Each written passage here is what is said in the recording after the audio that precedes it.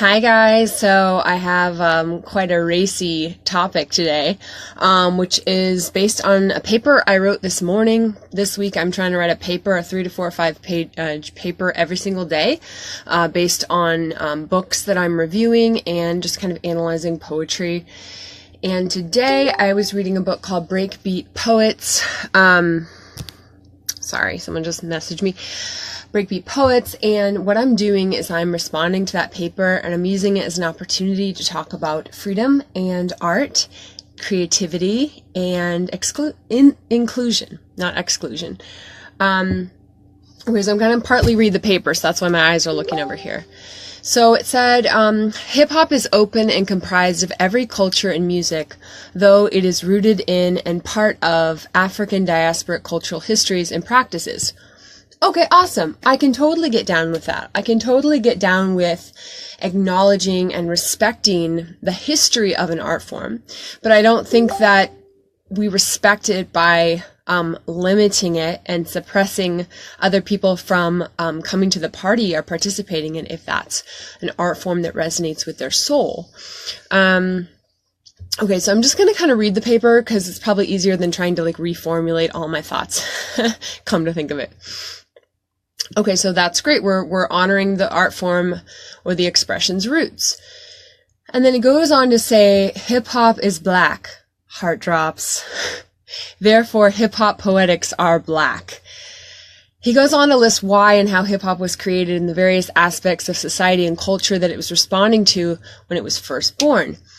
While again, I think it is important to talk about the context and the times this early hip-hop poetry was being written in, I do not think we modern-day hip-hop artists and hip-hop poets should be limited to only writing about these issues. I believe we should be free to use this medium and mode of expression to sing our songs, write our stories, and express our art.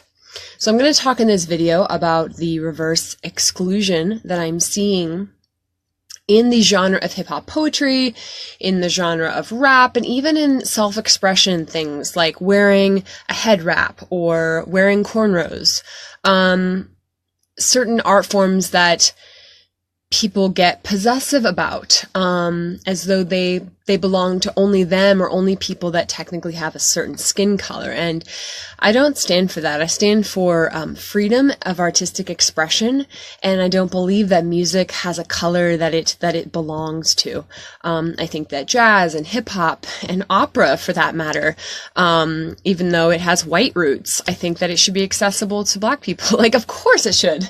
See, it's so obvious when you take it to the other end of the spectrum and you talk about including Black people. It's hell duh, everyone, yes. But then when you kind of see okay, but then there's certain things that white people aren't allowed into. And I just think that that's unfair, and I think that's a double standard, and I don't stand for that because that's not equality.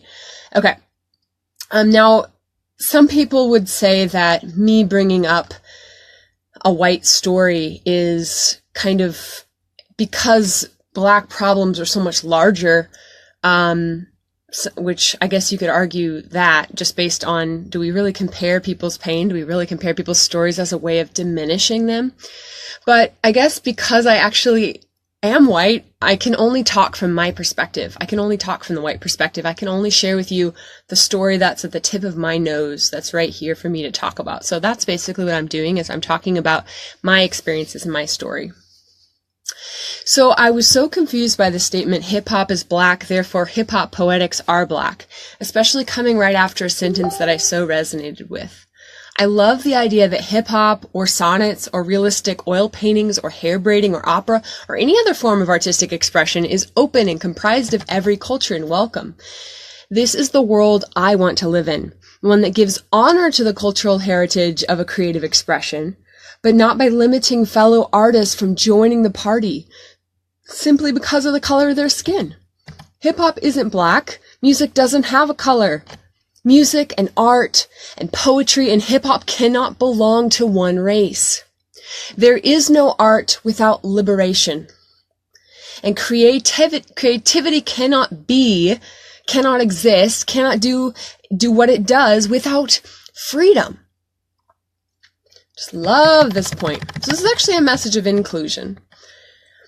Okay, so a beautiful, inspiring moment in the book came toward the end of the introduction. Cover describes the scene in the late 70s, early 80s on the Lower East Side in New York.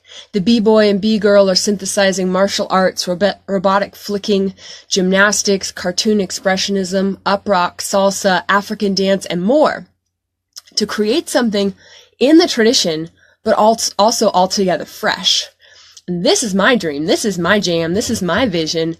You know, throw in some white shit like ballet, ballroom dancing, opera, and I'm there. I mean, obviously I would go if they didn't have traditional white art forms. It's just, I'm not sure how to do pop locking and all the stuff listed above yet. But I do rap and I do have other expressions that are stereotypically Black. But anyway, sometimes as an artist, you need to utilize certain styles or certain genres of art in order to release the expression that you have inside of you, in order to give it life. So I just don't want this amazing genre of hip hop, rap, jazz, blues for that matter, hip hop poetics to be limited to only Black and brown and Asian writers, or basically everyone but Whitey. Like, oh, it's cool if we leave Whitey out because for generations, you know, he's been the supremacist or whatever. But the thing is, don't you see what you're doing? You're just segregating against and discriminating against another color now. Like, instead of fixing the problem and like, we're all equal and we're all included and we're all ready to rock and party, it's like payback time, which is actually really sick. It's like now you get to suffer for the sins of your forefathers and the sins of people that are still in the world today. I'm aware that shit is going on in our world today, just saying. I synthesize with the sentence, oops, sorry, I lost my spot. I synthesize with the sentence, hip hop and breakbeat generations are the people who said no more exemption from whatever story or institution or art or sport or country club white supremacists wish to keep restricted. Yes, let's end restriction. Let's not deny access or exclude anyone from whatever story they wish to tell, from whatever art form speaks to and through them.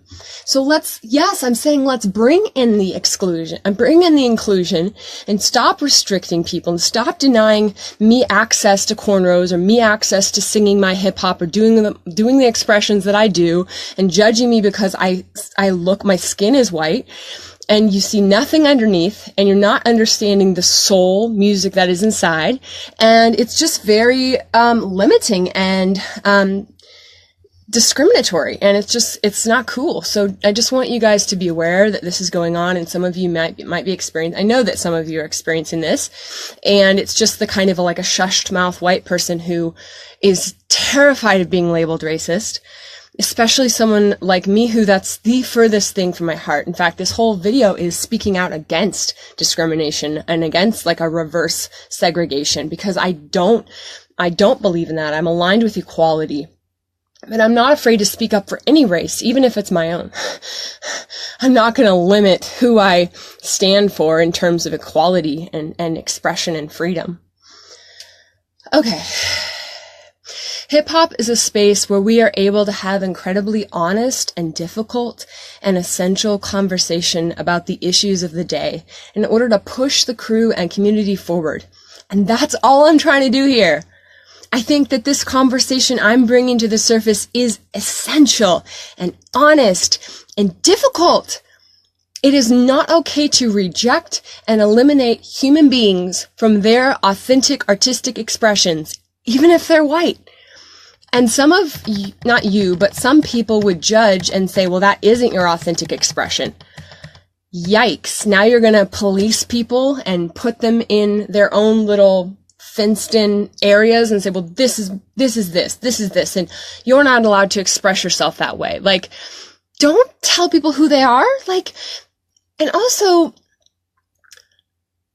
being aware that when someone sort of imitates your culture, whether that be me enjoying Chinese food or wearing a kimono,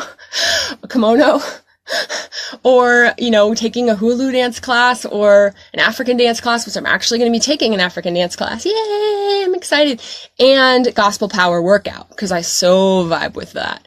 But you know, I mean, shit, it could be a white thing, like straightening your hair if that's what you feel like, or making it, you know what I mean? Like, nobody should be limited. In fact, when you assimilate or imitate or express yourself in a way that I guess historically belongs to another culture, oftentimes that's a compliment. That's like, I like your hair. Like, I want a fro. Like, I want gigantic, massive curly hair. Nida, if you're watching this, your hair is so badass. I love it. You know, like, we're like, wow, I love that. And so it's like, it in many ways is a compliment. I think the people that are using it to mock someone, those cases are fewer. You know, it's more likely that people are, you know, imitation is a form of flattery and a compliment. I don't know. I mean, it's like you don't imitate things that you hate or dislike. You know, it's sort of saying like, cool, like I dig this, like I want to be part of this, like this is my jam too, like, you know, let me play in your circle, like let me play at the playground with you, because we're rocking here, and I love what your people have. Like, I love the excitement and the enthusiasm in the community, and the expression that you have, and I just want to be part of it because you know, you're amazing. And so we're drawn to different people and different cultures and different expressions, and I think that we should be allowed to, and I think that we should be able to welcome other people in love and acceptance, and that way we can have true unity and diversity. We can come together on the things that we resonate with, regardless of the color of our skin. So for me, hip-hop poetry, like jazz, blues, reggae, hip-hop, it's music. All each of us can ever do, if we allow ourselves, is to be our most honest, full expression. I can only sing my song. You can only sing your song. When people begin to police people of different skin colors into different boxes, telling them what their song should sound like and what they ought to, you know, what their song ought to be, they often miss out on the truth, the beauty, the freedom, and the diversity that really should be available through art for all of us equally. Art isn't about, let me be careful when I'm writing what's on my heart to make sure I don't offend somebody. That's not fucking art. I'm sorry, not sorry, but that's not art. Art is freedom. Art is honesty. Art is rawness and beauty. And when you see that you actually have so much in common with these other people, it's a way of connecting. It's a way of resonating and bringing souls together with a sense of connection and intimacy and community and communication and communion.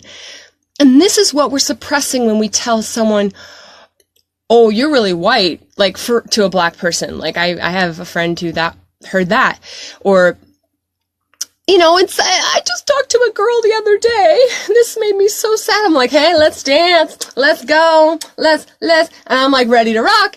And she's like, oh, I think she was, I can't remember what race she was. I want to say she was Hispanic. But she literally said, oh, I don't dance, or I can't dance, which is a negative thought. If you think you can, or if you think you can't, either way, you're right, sadly. The power of positive or negative thinking, what we project into our lives, what we say over ourselves often becomes the reality. Side note. Anyway, she said, once I was dancing on the dance floor and someone told me I danced really white. Hey, I'm offended by that, by the way. Just kidding. I mean, I kind of am, actually. It's kind of like not a nice thing to say, but I get what people mean. But still, that's like, Anyway, so her being offended by, not offended like this. I don't mean, I get crazy with my quotations sometimes. Then I'm like, everything's a quotation. And it's like, what does that mean? But her being hurt by that, by basically people telling her they can't dance, which I guess is equivalent to dancing like you're white. That is pretty bad, actually. Anyway, so because of that little, not little, but that big critique or criticism, she didn't want to get up and dance with me because she was afraid of being judged because other people basically told her she can't dance. And A, that's really sad. And B, move past that, people. Don't let other people's negative words said against you or their ideas of who you should be or whatever cultural obligation keep you from being your authentic, amazing, fantastical, magical self. Don't let those people with the boxed-in brains and the closed-in heads and the suppression and the control and the fear-based worst-case scenario thinking of everything that's going to go wrong, don't let them tell you how to live your life. You're bigger than that. You're freer than that. You're better than that. You don't belong inside the tiny little crippling box of their ideas that they have for how you should live your life. No, my friends, there is more possibility and splendor available to you in your life and in your expression. So, when people begin to limit people and tell them what their song should look like, or tell, if you're watching Nashville, it's a show I watch, Juliet, the white girl, wants to make a gospel music album, and she gets some hate thrown her way because she's white. As though she doesn't know the gospel, or as though she doesn't have a soul, or as though she can't resonate with such gorgeous music. I mean, come on, people. We all have such, on some level, a similar human experience. We experience rejection. We experience the sense of not being accepted or celebrated for who we truly are. We experience judgment. We experience fear and pain and death and everything that it means to be human. Wow, this is a cool video. I'm really happy about it because it's scary to talk about race, if you're white, and but I don't want to live in fear anymore. I don't want to say what I think you're going to want to hear. I want to say what's honestly and authentically on my heart. I want to speak from the place of truth, where I'm not holding back, and that doesn't mean I'm not being gracious or loving or thoughtful or kind, because I am those things. It just means I'm being honest and truthful, and I'm not tiptoeing or walking on eggshells. With that being said, I don't need to disclaimer all this, but I'm incredibly sensitive to other people's struggles as well. But I have a right to express my own. So people that are suppressing other people, policing people based on the different skin colors, putting them in those according boxes, telling them what their song should be, or what kind of style of music or art or hairstyle or fashion outfit they should be wearing because they're white or they're black. They often miss the truth and the beauty and the diversity that really is available to us through art. Through true art, we have inequality. We should, or else it's being limited and suppressed and diminished. Further, they are teaching other artists and the world a contorted version of true art, one that is skewed and fearful, one that says us and them. If one looks at the color of the physical body alone, they will not ever begin to understand the soul, music, that just isn't so black and white. Thanks for listening. Hope and freedom.